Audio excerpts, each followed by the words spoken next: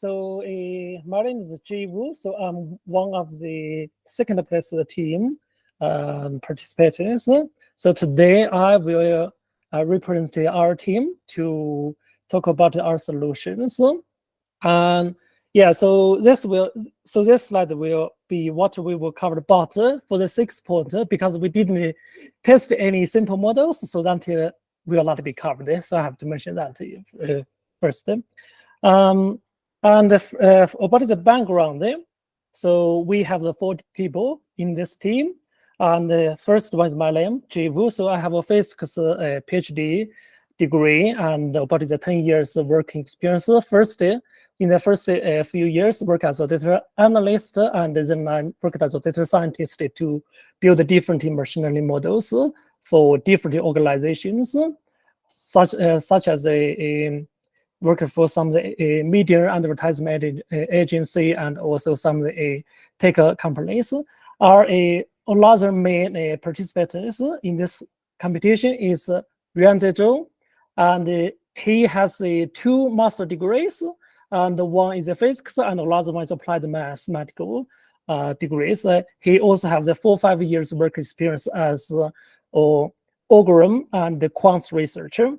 Our third team member is Weipeng Zhang, who got a master degrees in data science with more than 5 years experience of data modeling and machine learning. And the last team member is Huchen Jiang, and who is a master student in library and information science. In this competitions, we personally think our previous learnings from Kaggle competitions helped us quite a lot in this competition. For example, I learned quite a lot from the last year's GoDaddy competition, because that's also the forecast of the some of the small business in the future 3 months. So that's why we also in USA later in this competition, so we are using some of the online trainings to make the prediction. That's also what I did in the GoDaddy competitions. That helped us quite a lot. And of course, we also brought some other experiences and learnings from our works and studies. That's about the background of us. So in summary, in these competitions, we trained 3 different models. So first one is a neural network, and the second one is a light GPM, and the third one is CanTBoost. And we also tried XGBoost before the final submissions, but we find that model is performed worse than these 3. So that's why we didn't choose that as the final submission. And another thing we find which is important is rather than use the original target, so we did some transformations about the original target and the target, let's say 2 days ago. So we calculated the ratios and use that as our training target. And after we train the model, get the predictions, we multiply that numbers, so we get the final one. And we find we use that target to train the model, boost our result about the 1 to 2 points. And we also find there not only one, but some other important features. One of the important features is the ratio between the direct solar radiations and the surface solar radiations. That's very important to boost the result. The fourth thing is we also did some feature selections offline, and we find when we are creating some features, they're generated some of the noise, which make the model perform not so good. So that's why I have the feature selections. As I mentioned, we do the online train. So our total of final submissions take about 6 hours to train the whole models and then make the predictions in the Kaggle kernel. So that's a summary of our solution. And next slide, please. Yeah, for the feature selections, we created some of the validation and data set and use that to test which features should be kept. So we do use some let's say optimal and other some of the feature selection methodologies. So we I think Ria and Joe spent maybe a whole night to run the model to select the features, and finally we pick up the top 150 features through to our final or model. And most of the features, as I mentioned earlier, are the ratios between the historical electricity values and the weather conditions.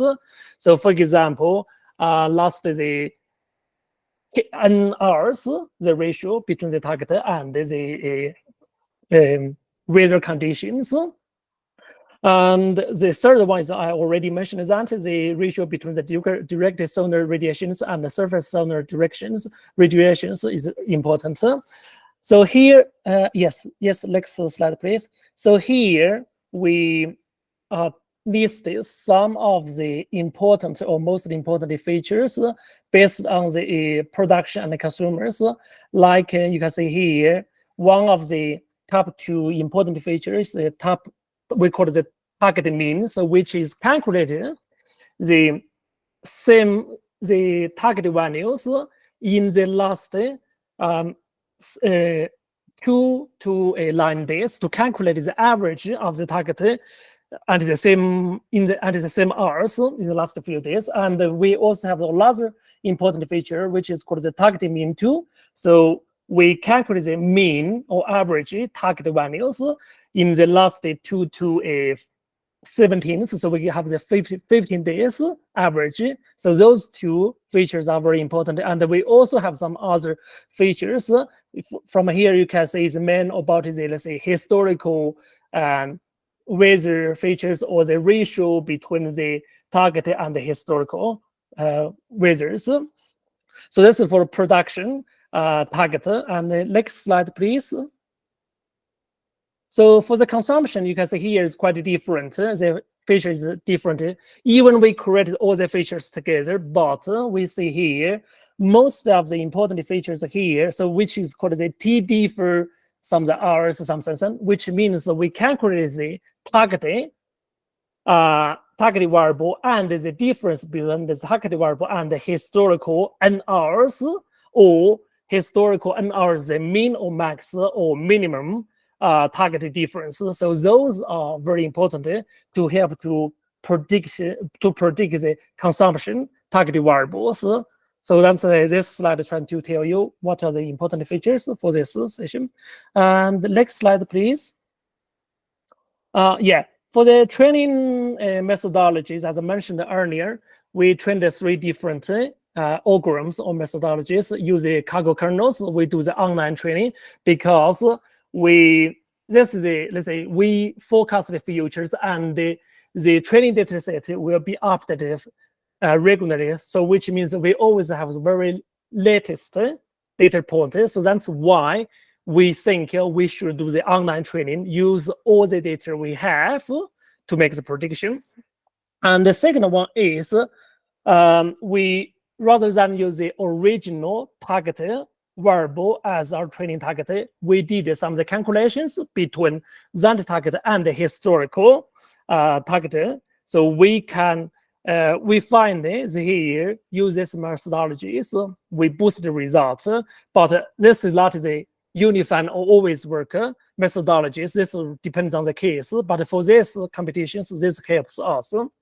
And for each of the models, we training the consumption and the production separately. We didn't train them together, so which means we have the models for consumptions and we have the models for production. Even we created the features together, we didn't create them separately.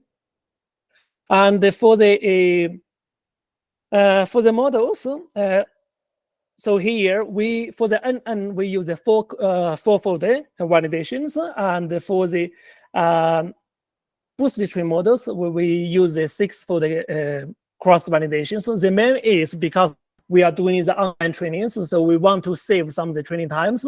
So that's why we use a different fold to train the model. But if you wanted to, let's say, make your model, maybe we just maybe if you, let's say, split it, you train more folders for NN or for the boost distribution, maybe you can get a better result, but we didn't test that because of the training limitations and the time limitation on Kaggle kernel. So that's why I choose these numbers. And for the final result, and we based on the public leaderboard scores, because we find that NN is the best, which is maybe 1 or 2 points better than other models. So we manually give the higher weight for neural network. So we get the 0.5. And for the latitude beam and the candy boost, so their performance almost the same, or they quite close to each other. So we give them almost equal weights for those two models. So the final ratio is about 0.5, 0.25, and 0.25. And we didn't build it, or for example, we didn't build a model to tune the weight between those models. So we just give them based on the public score. Yeah, next slide, please.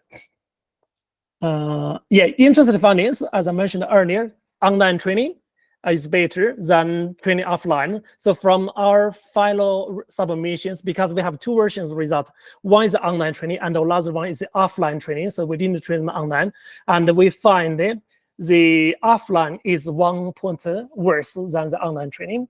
And another interesting finding is, as I mentioned, so we, rather than use the original target, we did some of the calculations between historical target and the target we are trying to predict. And we also find that for these competitions, NN or neural network model perform best than other train models.